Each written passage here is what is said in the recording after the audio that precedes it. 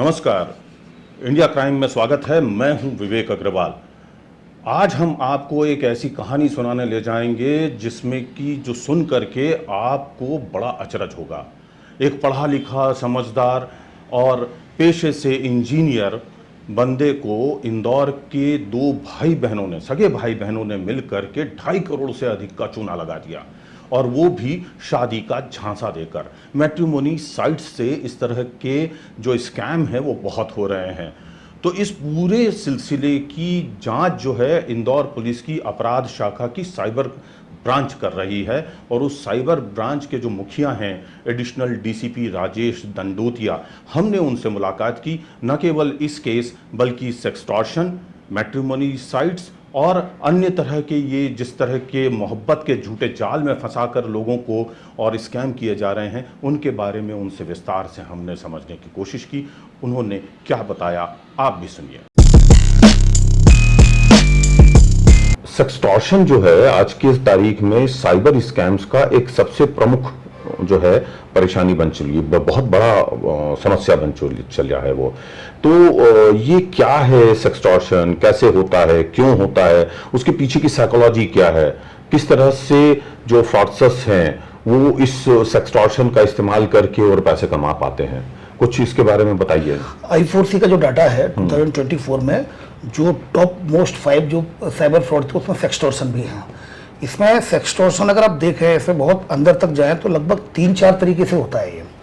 एक तो बहुत सीधा है कि सोशल मीडिया प्लेटफॉर्म से कोई भी लड़की या व्हाट्सएप पे हाई का मैसेज भेजती है, हाई का मैसेज भेज देगी और उसके बाद फिर बातचीत करते रहेंगे, फिर उससे बात करती रहेगी, वीडियो कॉल पर लेके आ जाएगी और वीडियो कॉल पर लाने के बाद फिर उसका वीडियो बन जाएगा, स्क्रीनशॉट बन जाएगा, फिर उसको ब्लैकमेल करना शुरू करेगी। लड़की ब्लैकमेल करेगी, उसके बाद फिर यूट्यूबर का फोन आएगा आपके पास, विक्टिम के पास, कि मेरे पास एक वीडियो आया है यूट्यूब पर अपलोड करने के लिए, अगर आप चाहते हैं मैं इसको अपलोड नहीं करूं तो मुझे पैसा दीजिए। फिर उसके बाद क्राइम ब्रांच का इंस्पेक्टर बन के फोन आएगा कि एक लड़की आई है मेरे पास, आपके खिलाफ कंप्लेंट करा रही है, अगर आप जेल जाना नहीं चाहते तो पैसा दीजिए। तो इस तरह से उसको ट्रैप किया जाता है इस सेक्सटॉर्शन में। और चूंकि social humiliation in terms of respect, recognition, reputation इतना ज़्यादा होता है, व्यक्ति को लगता है मेरे वर्किंग प्लेस में, मेरे घर पर, परिवार को पता चल जाएगा, तो कई लोग इसमें सुसाइड कर लेते हैं। तो इट इज़ वेरी डेंजरस और वेरी सेंसिटिव साइबर फ्रॉड। फिर उसके बाद कुछ नए तरीके और आए हैं, जैसे कि जो डेटिंग साइट्स होती हैं, जो डेटिंग ऐप होते हैं, डेटिंग ऐप में क्या करते हैं लोग, फेक प्रोफाइल बना लेते हैं, या तो फेक प्रोफाइल बनाएंगे या रियल प्रोफाइल भी होगी। तो क्या करेंगे, रिचार्ज कराते रहेंगे, गिफ्ट लेते रहेंगे उनसे, एक तरह इस तरह से स्कैम करते हैं। दूसरा क्या करते हैं कि बातचीत करते रहेंगे प्रोफाइल में, फिर वीडियो कॉल पे आ जाएंगे और वीडियो कॉल पे फिर सेम जो होता है सोशल मीडिया से होता है, फिर वीडियो कॉल पर उसका वीडियो बना लेंगे, फिर उसको ब्लैकमेल करना शुरू करेंगे। तीसरा इंदौर में चला था ये, इंदौर में कुछ कंप्लेंट्स आई थी कि डेटिंग ऐप से उनकी फ्रेंडशिप हुई, लड़की एक रेस्टोरेंट में ले जाती है, बार में ले जाती है और वहाँ इतना हाई ऑर्डर दे दी जिसमें 50-60,000 का बिल बन जाता है विक्टिम का, और जबकि ऑर्डर वो कुछ नहीं मैं ये पीना है, मुझे ये पीना है, जबकि पता चला कि उसमें होटल के जो बार के कुछ जो लोअर स्टाफ होता है वो मिलकर इस तरह के गेम चलाते हैं। तो सेक्सटॉर्शन से बचने के जो तरीके हैं, सबसे इंपॉर्टेंट है कि never receive any unknown video call. Unknown video call को आप इसलिए रिसीव नहीं करें क्योंकि आप कुछ काम कर रहे हैं, अननोन वीडियो कॉल आया, आपने दबाया, कौन है, जब तक आप कुछ समझ पाएंगे, कॉर्नर में लड़की न्यूड होगी, आपका चेहरा आ जाएगा और वो स्क्रीनशॉट ही पर्याप्त होगा आपको डिफेम करने के लिए, क्योंकि आपका चेहरा आ जाएगा, आप देखें कौन है ऐसे करके, तब तक वो न्यूड होगी, वो चेहरा स्क्रीनशॉट बन जाएगा, वो आपको डिफेम करने के लिए काफी होगा। ये बताया जाएगा कि देखिए चैट में इंटरेस्टेड तो थे ये। तो ये फोटो, तो कभी भी अननोन वीडियो कॉल को रिसीव नहीं करना है किसी भी हालत में। अगर फिर भी लगता है कि आपको कि रिलीवेंट कॉल हो सकता है आपके वर्क से संबंधित, तो हमेशा फ्रंट कैमरे को कवर करके आप अननोन वीडियो कॉल को रिसीव करें। अगर वो रिलीवेंट है तो अंगूठा हटा दें, और नहीं है तो तुरंत उसको डिस्कनेक्ट कर दें। फेक जो डेटिंग ऐप है जिसमें इस तरह के भी मामले आए कि उसमें फ्रेंडशिप हुई, लड़की ने मिलने के लिए बुलाया, 3-4 लड़के थे और उसके साथ लूट कर दी, मोबाइल चुरा लिया, पैसा चुरा लिया। तो कभी भी अगर आप डेटिंग ऐप के माध्यम से फ्रेंडशिप होती भी है तो कभी भी आप हमेशा मिलें तो पब्लिक प्लेस पर मिलें। आप कभी भी ऐसी जगह नहीं जाएं जहां पर के अलग एलोन प्लेस होता है, तो वहां आपके साथ इस तरह की घटना हो सकती है। तो सेक्सटॉर्शन में सबसे इंपॉर्टेंट है, मैं आपको इस पॉडकास्ट के माध्यम से बताना चाहूंगा कि ब्लैकमेल आप जब तक होते रहेंगे जब तक होना चाहेंगे। आप आपको ब्लैकमेल पहली स्टेप पर ही आपको रोकना पड़ेगा, क्योंकि मैंने ऐसे केसेस देखे हैं सेक्सटोर्शन के। उसने 50,000 मांगे, आपने दिए तो फिर 5 लाख मांगता है, और आपने 5 लाख दिए तो फिर 50 लाख मांगेगा, 50 लाख मांगेगा, आपने 50 दिए तो 1 करोड़ मांगेगा। इसकी कोई लिमिट नहीं है। इसीलिए आपको जैसे ही कोई ब्लैकमेल करता है, पहली स्टेज पर ही आपकी उसकी रिपोर्ट करें, और आप निश्चिंत रहें। लॉ एनफोर्समेंट एजेंसी कभी भी पब्लिकली नहीं करती है इस तरह की सेंसिटिव प्राइवेसी इंफॉर्मेशन होती है। मेरे यहाँ लगभग 100 से ज़्यादा लास्ट ईयर 2024 में सेक्सटोर्शन के विक्टिम आए हैं। पर अगर आप पूछेंगे आके लोकल मीडिया से, मैंने सिर्फ जागरूक करने के लिए केवल उनको फैक्ट्स एंड फिगर्स बताया, किसी का नाम नहीं बताया। तो इस पॉडकास्ट के माध्यम से कहना चाहूंगा कि आप कभी भी अगर कोई आपको ब्लैकमेल करता है, आप तुरंत इसकी रिपोर्ट करें, और आपका जो नेचर ऑफ जो कंप्लेंट है वो सेंसिटिव प्राइवेसी वाला है, तो आप निश्चिंत रहें, मीडिया में कहीं नहीं आता है। ब्लैकमेल होने से अच्छा है उसकी रिपोर्ट करें, जिससे आपको रिडर्सल भी मिलेगा। ये अभी पिछले दिनों यहाँ इंदौर की ही एक बड़ी घटना है, जिसमें करीब 2.25 करोड़ रुपए जो है एक भाई बहन ने ठग लिए मैट्रिमोनियल साइट स्कैम करके। वो क्या केस है, उसके बारे में थोड़ा बताइए, और थोड़ा सा ये बताएं कि कैसे गिरफ्तारी हुई और उनके अगेंस्ट क्या एक्शन चल रहा है। ये देखिए, इसमें क्या हुआ था कि हमने एक कंप्लेंट आई, एनआरआई व्यक्ति आया और उसने बताया कि हमारे साथ कमिश्नर सर से मिला, तो कमिश्नर सर ने फिर वो केस मुझे दिया। तो उसने बताया कि मेरे साथ फ्रॉड हुआ है, और उसने फिर पूरी स्टोरी बताई कि भारत मैट्रिमोनी में एक वो था, ये मूल रूप से आंध्र प्रदेश का रहने वाला है, नॉर्थ कैलिफोर्निया यूएस में जॉब कर रहा है आईटी सेक्टर में। तो उसने ये बताया कि उसके जो एक प्रोफाइल थी, प्रोफाइल उसको पसंद आई, और पसंद आने के बाद फिर उससे बात करने लगा, और लगभग 1 साल तक बात चली। 1 साल बात चली, फिर उस लड़की को मैंने मिलने के लिए बुलाया, तो उसने बोला मैं आती हूँ। फिर उसका एक दिन अचानक फोन आया कि मैं अभी नहीं आ सकती हूँ, मैं बहुत डिस्टर्ब चल रही हूँ, क्योंकि मेरे पिताजी को कोई फ्रॉड बोर्ड में कोई अरेस्ट कर लिया है, और कोर्ट ने बोला कि 1 करोड़ रुपए लगेंगे, तो अब इनकी जमानत होगी। और फिर मैंने 1 करोड़ का बोला, अगर तुम मेरी मदद कर सकते हो, तो मैंने सर मदद कर दी उसकी। फिर और तरह तरह के उसने कई चीजें बताई, तो तब जाके टोटल उसको जब समझ में आया क्या हुआ था कि वो लड़की बात करती थी, जब लड़का बात करता था तो बार बार ये कहता था, मैसेज से बात होती थी, तो ये बार बार बोलता था कि मुझे बात करनी है। तो फिर अपनी सिस्टर से इसने बात कराई।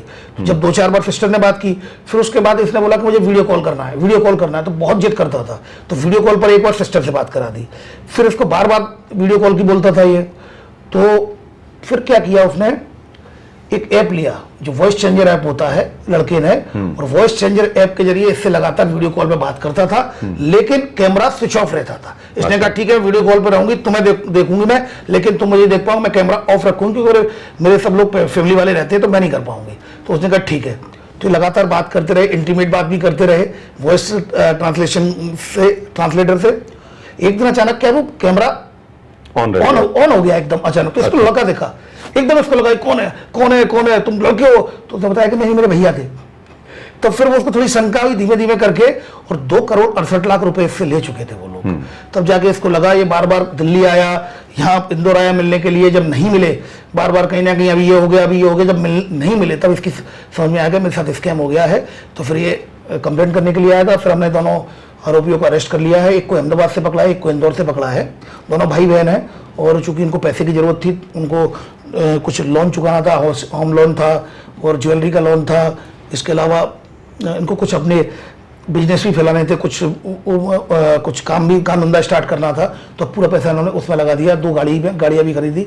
अब हम जब्ती का काम कर रहे हैं, तो सभी रिकवरी कराएंगे। अब तक कितनी रिकवरी हो चुकी है? अभी रिकवरी के लिए कोर्ट के माध्यम से 107 BNSS के तहत हम पूरी एक लिस्ट बना रहे हैं, लेकिन इसमें रिकवरी हो जाएगी, क्योंकि 30 लाख का स्टॉक उसके यहाँ पड़ा हुआ है। 2 4 व्हीलर इन्होंने खरीदी है, और जो इनके द्वारा अहमदाबाद में अभी जो ओपनिंग जो उन्होंने खोला है, उसमें भी काफ़ी स्टॉक है। तो 1 करोड़ से ऊपर की रिकवरी इसमें संभव है। और सामान्यतः साइबर फ्रॉड के केसेज में रिकवरी, अगर इंडियंस क्रिमिनल्स है तो रिकवरी हो जाती है, अगर बाहर के होते हैं तो फिर it is very difficult to change them. ये जो लड़का है, इसके दिमाग में ये कीड़ा आया कैसे, और इसने ये सीखा कहाँ से ये करना? ये एक्चुअली में क्या था कि ये अहमदाबाद के रहने वाले हैं, और उसकी सिस्टर की शादी यहाँ हो गई थी इंदौर, तो इंदौर सिस्टर रहती थी, अहमदाबाद वो रहता था। तो उसके पिताजी पहले शादी ब्याह कराते थे। अच्छा। तो वो उसी से बचपन से बेचारों ने वही देखा, तो उनके दिमाग में कुछ ऐसी चली गई प्लानिंग के, इस प्लानिंग से हम कर सकते हैं। तो फिर वो एक बीज पड़ा हुआ था, जो फिर इस तरह से उन्होंने नेगेटिव डायरेक्शन में उसका उपयोग किया। लेकिन उसको किसी तरीके से तो ये पता चला होगा ना कि मैं अगर ये इंटरनेट का इस्तेमाल करूं और उसके थ्रू ऐसा कर सकता हूं, तो उसको कहां से जानकारी मिली? लाइफ में बेसिकली मैं आपको बताऊं, ये इतने तो आजकल ये मोबाइल चलाना तो बहुत आसान है। 6 साल का बच्चा भी आप नहीं कर पाओगे, मैं नहीं कर पाऊंगा, मेरा बच्चा फट फट फट कर देता है। कोई ऐड आता है टीवी में, ला पापा मैं हटाता हूँ, ऐड हटा, 1 सेकंड में ऐड हटा देता है, फटाफट स्किप कर। तो वो तो आप नहीं समझ सकते, बहुत छोटी चीज है। पर हर व्यक्ति की लाइफ में ऐसा मौका आता है कि जब उसको बहुत परेशानियां होती हैं, फाइनेंशियली बहुत वीक होता है, उसको जरूरत होती है, और एक तरफ उसके पास ऑप्शन होता है क्राइम का। और कहीं ना कहीं जो व्यक्ति बैलेंस होते हैं वो कंट्रोल करके सीधी दिशा में चलते हैं, और कई लोग कन्वर्ट हो जाते हैं। ये वो लोग हैं जो जरूरत की वजह से इसमें कन्वर्ट हो गए। बैकग्राउंड था कि क्या क्या जरूरत होती है, पिताजी ने कि कैसी है, गोरी चाहिए लड़की, ऐसी चाहिए, वो सारे फैक्टर उन्होंने सब समझ लिए थे। उसके बाद फिर उन्होंने फिर प्रोफाइल बनाई भारत मैट्रिमोनियम में बरखा जसवानी के नाम से, और फिर उससे बात करने लगे। तो इस तरह के कितने केसेस आप लोगों के पास में देखिए, आए इस तरह के मैं आपको बताऊं, ये इस तरह का ये तो बड़ा केस है। ये केसेज में आपको बताऊं, इसमें 40+ के जो मैंने एक ग्वालियर में एक कॉल सेंटर पकड़ा था, और आप यकीन नहीं करेंगे, कॉल सेंटर 18-20 लोग थे, उसमें 10-12 लड़कियां थी। एक लड़की काजल गुप्ता बन के बात कर रही है, अगर कोई गुप्ता है, अगर कोई शर्मा है तो काजल शर्मा बन के बात कर रही है, कोई जैन है तो काजल जैन। और उसमें 40+, 60+ सीनियर सिटीजन काफी थे, रिटायर्ड लोग काफी थे, जो इनकी बेवकूफ़ी का शिकार हो रहे थे। तो ये कॉल सेंटर्स चल रहे हैं, ये अकेले ही नहीं, ऐसे हजारों कॉल सेंटर्स चल रहे हैं। और लोग, आप ये देखिए कि पहले लोग घर में एडवाइस, घर में थोड़ा सा सलाह मशवरा करते थे। आप देखिए कितनी बड़ी गलती है उस व्यक्ति की, उसने अपने पूरे जीवन की गाड़ी कमाई, किसी को देखा तक नहीं है, किसी से मिला तक नहीं है, और उसको दे दी है। तो ये समझना होगा कि इंटरनेट की दुनिया में बच्चे से लेकर बड़े भी अब अकेले होते जा रहे हैं। इस मोबाइल ने, इस इंटरनेट ने बाहर जो हमारा बच्चा पढ़ रहा है, हमारा कोई पति काम पर है, बाहर बैठे व्यक्ति को वीडियो कॉल से इतना करीब ला दिया कि ऐसा लगता हमारे पास है, लेकिन पास बैठे हुए व्यक्ति को दूर कर दिया है। अगर आप देखेंगे, घर में ही जाएंगे, आप अपने घर में ही जाएंगे तो देखेंगे वाइफ अलग किचन में मोबाइल में खाना बना रही होगी तो किचन में लगी होगी, सोफे पर लड़का सीधा कुर्सी बैठा होगा वो अलग मोबाइल लगा होगा। घर का हर एक व्यक्ति जिसके पास मोबाइल है, तो मोबाइल ने दूर बैठे हुए व्यक्ति को तो पास कर दिया है, पर अनफॉर्चुनेटली पास बैठे हुए व्यक्ति को भी काफी दूर कर दिया है। तो दैट इज द पॉइंट। तो लोग इंट्रोवर्ट होते जा रहे हैं, अब शेयर नहीं करते किसी से कि मुझे एक लड़की पसंद है, मैं बात करता हूं, तो अब शेयर नहीं करते, अब इंट्रोवर्ट होते जा रहे हैं।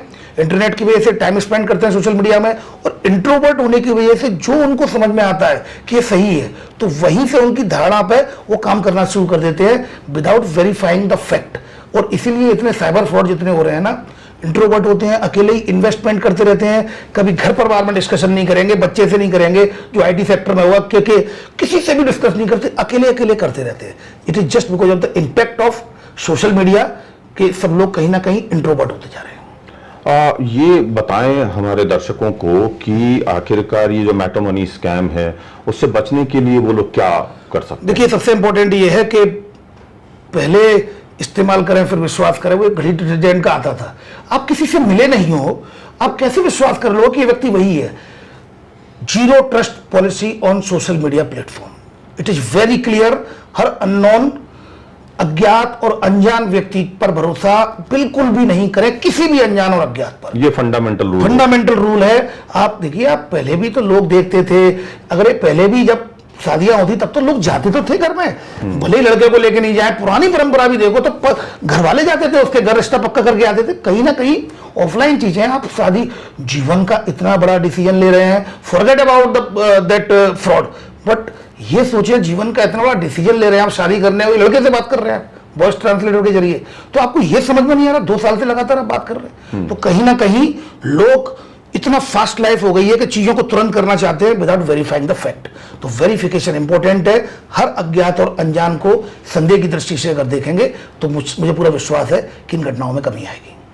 बहुत बहुत शुक्रिया। ये सारी सूचनाएं वाकई बहुत लोगों के काम आएगी, और आप जिस तरह से प्रबोधन कर रहे हैं, जो जानकारियां आप दे रहे हैं, वो समाज के लिए, जनता के लिए, देश के लिए बहुत अच्छी साबित होंगी। शुक्रिया। तो ये थी पूरी की पूरी कहानी, जिसमें राजेश दंडोतिया ने हमें बताया कि कैसे ये न केवल अपराध हुआ, बल्कि उसमें इन्वेस्टिगेशन कैसे और कितनी और कहां तक पहुंची है। हम आपको यानी अपने दर्शकों को ये बताना चाहते हैं कि कोई भी मैट्रिमोनी साइट्स के ज़रिए या किसी भी सोशल मीडिया के ज़रिए या किसी भी अन्य तरीके से ऑनलाइन आपके साथ प्रेम का जाल में फंसाकर शादी का आपको झांसा देकर कोई अगर ठगने की कोशिश करता है तो सबसे पहले उसके बारे में फ़िज़िकल वेरिफिकेशन ज़रूर करवाएं। यदि किसी का रिश्ता आपको आता है, दोस्ती की आपको रिक्वेस्ट आती है, विदेशों से किसी लड़की का आपको जो है या लड़के का आपको प्रेम भरा पैगाम आता है, तो आपको ज़रूर ज़रूर ज़रूर उस व्यक्ति विशेष का फिज़िकल वेरिफिकेशन करवाना चाहिए। वो व्यक्ति है कि नहीं है, कहाँ रहता है, उसके फैमिली बैकग्राउंड क्या है, वगैरह वगैरह तमाम जानकारियाँ निकलवा लीजिए। आजकल बहुत सारी जो जासूसी कंपनियां हैं, निजी कंपनियां, वो इस बारे में इन्वेस्टिगेशन करके आपको कुछ रुपयों के एवज में इंफॉर्मेशन पूरी प्रॉपर जो है फील्ड रिपोर्टिंग करके और रिपोर्ट पेश करती हैं। इसके अलावा यदि आपको कभी जरा भी संदेह हो जाए कि सामने वाला व्यक्ति आपको ठगने की कोशिश कर रहा है, तो आप उसके बारे में अपने नियरेस्ट पुलिस स्टेशन पे जा करके इसकी शिकायत जरूर दर्ज करें। यदि स्थानीय पुलिस शिकायत दर्ज नहीं करती है, साइबर ब्रांच भी नहीं करती है, तो भारत सरकार का जो साइबर क्राइम पोर्टल है उस पे जा करके जरूर शिकायत दर्ज करवाएं और ऐसे लोगों को कानून के कटघरे में जरूर पहुंचाएं। आज के अंक में इतना ही। आगे हम आपको और भी इस तरह की दास्तानें सुनाते रहेंगे। हमारे साथ जुड़े रहिए। चैनल जरूर सब्सक्राइब कीजिए। कमेंट बॉक्स में जा करके हमें बताना ना भूलिए कि आपको ये अंक कैसा लगा और आपको आइंदा दिनों में और कैसी जानकारियां चाहिए। साथ ही साथ में नोटिफिकेशन पाने के लिए बेल आइकन जरूर दबाइए और हाँ, हमारे साथ हमेशा जुड़े रहिए। अपने दोस्तों को भी इस पूरी हमारी चीज़ों के साथ में जोड़े रखिए। विश्वास करते हैं कि हम आपको बेहतर सूचनाएं दे पा रहे हैं। आपसे दोबारा मुलाकात होगी। नमस्कार, धन्यवाद।